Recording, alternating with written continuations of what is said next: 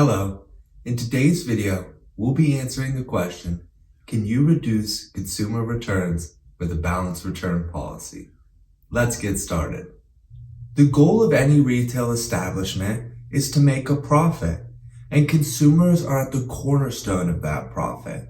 However, as reverse logistic managers understand, consumer returns can have a heavier impact on profit than sales. Your return policy can make or break your company's overall profit margin. Return policies that are too loose or too tight can affect the consumer's feeling about a product. A balanced return policy that addresses both your needs and the needs of the customer can reduce returns and increase profits. Let's take a look what happens when your return policy is too loose. A company might try to encourage sales by implementing a return policy that is too customer friendly. Perhaps you want to encourage purchases by offering a never-ending return date. Or maybe you start allowing returns without an original receipt. Perhaps your company also accepts returns with no questions asked. Loose or relaxed return policies like those might initially cause sales to jump, but they open the door to a worse issue. Customers know they can buy more because they also know they don't have to keep the merchandise. That mentality leads to an increase in returns. The customer doesn't have any loyalty to the product or the brand, and the relaxed return policy allows them to maintain that distance. So, what happens when your return policy is too tight? While a loose policy encourages an initial influx in sales, leading to more returned merchandise, a strict policy can do the opposite. A tight policy could mean returns aren't accepted at all, or perhaps a company limits returns to a 1-week time frame from the point of sale. These policies are off-putting to consumers because they cause them to feel trapped.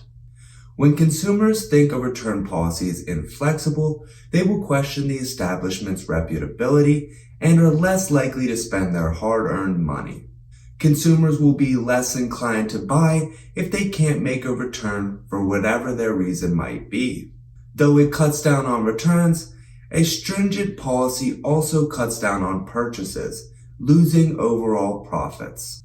So, what kind of return policy should you offer?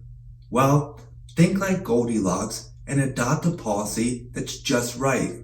To ensure your profit margins remain intact, try to institute a balanced approach where the interests of your customers and your company are well aligned. When an open-ended date to return is too loose, but not allowing returns at all is too tight, a compromise would be the best plan. Try limiting to a 30-day return with a receipt.